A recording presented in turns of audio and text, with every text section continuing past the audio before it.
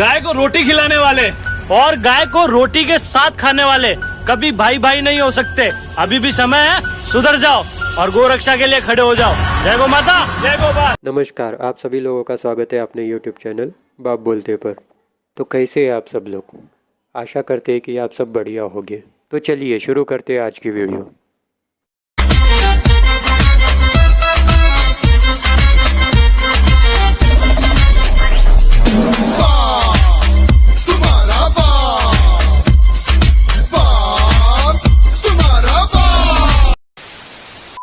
East west peripheral network बन गया है, सेंट्रल गवर्नमेंट ने बनाया है। तो जितने ट्रक दिल्ली के अंदर आया करते थे वो सब ट्रक अब दिल्ली के बाहर से निकल रहे हैं। दूसरा हमने क्या किया, पहले क्या होता था, रात को हरियाणा से अगर गाजियाबाद किसी ट्रक को जाना है तो वो दिल्ली के बीच में से होके जाता था रात को।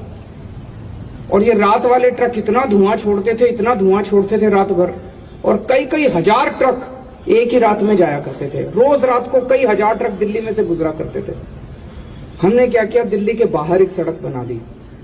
अब इन ट्रकों को हम दिल्ली में नहीं घुसने देते। अब इनको कहते हैं दिल्ली की बाहर वाली सड़क से जाओ। हरियाणा से गाजियाबाद जाना है आपको, गुड़गांव से गाजियाबाद जाना है, बहादुरगढ़ से गाजियाबाद जाना है, आप उधर से जाओ, हम आपको दिल्ली में नहीं घुसने देंगे। तो दिल्ली का पोल्यूशन कम हो गया।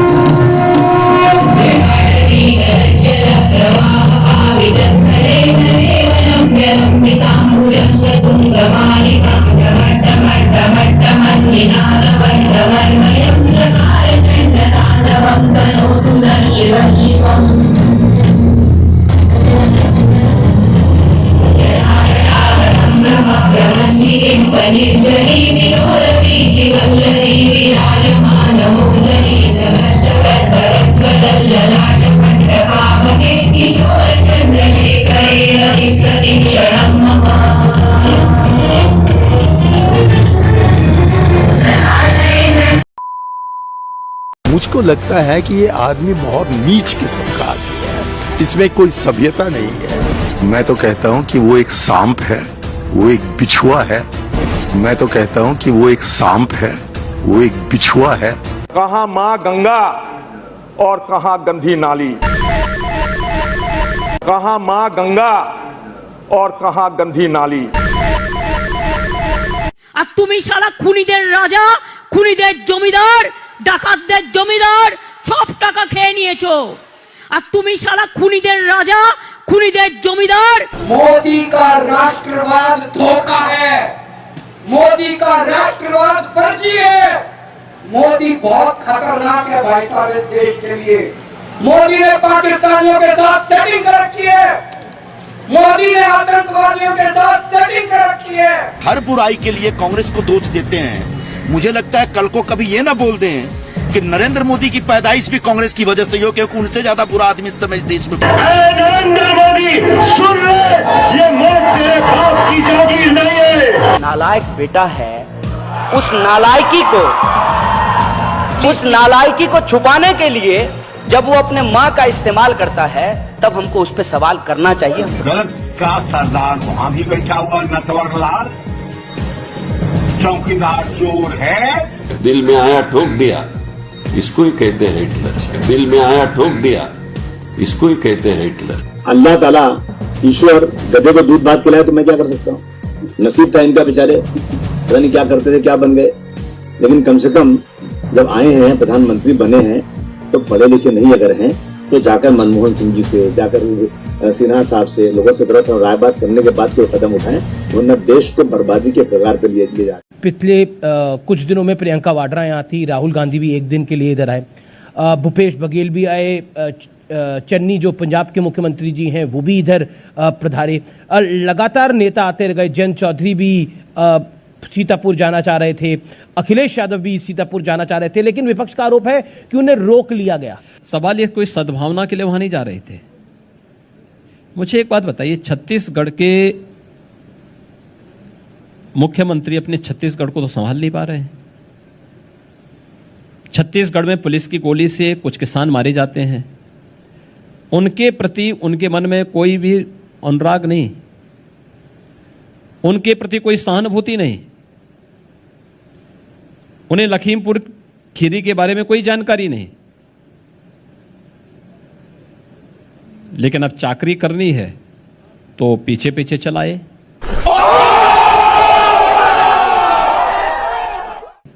पंजाब के मुख्यमंत्री अपने पंजाब को संभाल नहीं पा रहे हैं। वो तो अभी बने हैं।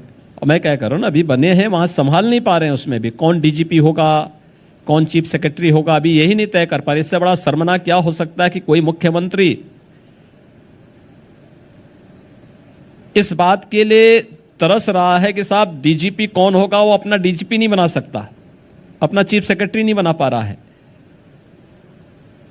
पंजाब के अंदर किसानों के साथ, पंजाब के नागरिकों के साथ जो व्यवहार हो रहा है उसको संभाल नहीं पा रहे हैं। अपने आंतरिक झगड़ों में वे इतने त्रस्त हैं कि उससे पिंड छुड़ाने के लिए उन्होंने भी वही रास्ता अपनाया जो छत्तीसगढ़ ने अपनाया है। प्रियंका जी से तो सर्किट हाउस में कह रहे झाड़ू भी लगवा दिया गया। देखिए, जनता उनको उसी लायक बनाना चाहती है और जनता ने उसी लायक उनको बना दिया है। और ठोक तंत्र की सरकार आई है तो आप पे बहुत बड़ा ब्लेम लग रहा है बार बार कि आप सबको ठोक देते हैं। देखिए, ऐसा क्यों? विपक्ष की पीड़ा यही है कि जिन पेशेवर अपराधियों और माफियाओं को ये लोग गले लगाते थे, जो यहाँ के गरीबों का, यहाँ के व्यापारियों का या सार्वजनिक संपत्ति को जबरन हड़पते थे, उसको अपना जन्मसिद्ध अधिकार मान लेते थे, आज उन पेशेवर अपराधियों और माफियाओं को जेल के अंदर भेज दिया गया है या वे प्रदेश छोड़ करके जा चुके हैं या कहीं और जा चुके हैं। तो स्वाभाविक रूप से इसमें इनका परेशान होना स्वाभाविक है। तो उनकी परेशानी जब वो इस बात को कहते हैं तो उनके चेहरे की लकीर को पढ़ करके आप बोल सकते हैं कि आखिर इनकी पीड़ा कहां झलक रही है।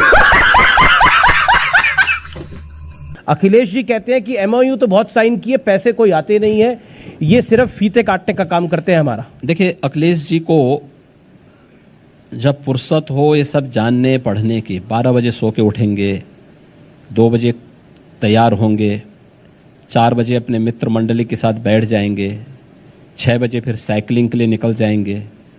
तो पॉलिटिकल कार्यों के लिए कहाँ फुर्सत है? बड़े बाप के बड़े बेटे हैं, तो स्वाभाविक रूप से उनकी अपनी जिंदगी है, उनकी अपनी कार्य पद्धति है। ये देश और दुनिया से उनको क्या मतलब है? पर उन्होंने एक इंटरव्यू में कहा मैं सुबह 4 बजे उठता हूं, मैं भी ध्यान लगाता हूं, पूजा करता हूं। तो इसीलिए तो ध्यान लगाते लगाते जनता ने उनको कहां पहुंचा दिया है। दिसंबर 1992 को अयोध्या में राम जन्मभूमि पर नारे लगाए, कहा एक धक्का और दो, बाबरी मस्जिद तोड़ दो। आपने कहा मस्जिद गिराओ, मंदिर बनाओ, बाबर की औलादों को पाकिस्तान बनाओ। और फिर आपने कहा कि बाबर बोले जय श्री राम, मक्का बोले जय श्री राम। कुछ बातें कोर्ट की प्रॉपर्टी है, वकीलों को जवाब देंगे। मैं एक बात कह सकती हूँ कि ये तो सच्चाई है। स्वामी विवेकानंद कहते थे कि राष्ट्र का जो गौरव है वो इसमें नहीं है कि हम भक्ति में अपना पौरुष और अपना शौर्य खो दें। वो कहते थे कि भक्ति में जब जहाँ राष्ट्र का आत्मसम्मान जुड़ा हुआ हो वहां पर तो पौरुष का और शौर्य का प्रदर्शन करना ही पड़ेगा। गर्व से कहो हम हिंदू हैं, ये बात सबसे पहले हमको विवेकानंद जी ने ही सिखाई। इसलिए हम तो गर्व के साथ राम का नाम लेंगे, हम तो इसमें गौरव दिखाएंगे ही अपना। और ये सही है कि भजन करने का मतलब खाली माला जपना नहीं है, कई बार भाला भी उठाना पड़ता है इसके लिए। ऐसे ही दिन का इंतजार था हमारे भारतवासियों को, राम राज्य। ये राम राज्य देखने के लिए आपको आना पड़ेगा भारत के उत्तर प्रदेश राज्य के गोरखपुर जिला में। यहाँ सार्वजनिक तौर पे रामायण चलाया जाता है शाम के शाम। देखिए कितना क्राउड है, और इस सार्वजनिक तौर पे यहाँ रामायण चलाया जाता है शाम के शाम। तो फिर मिलते हैं एक और नई वीडियो के साथ। तब तक के लिए जय हिंद, वंदे मातरम, जय श्री राम।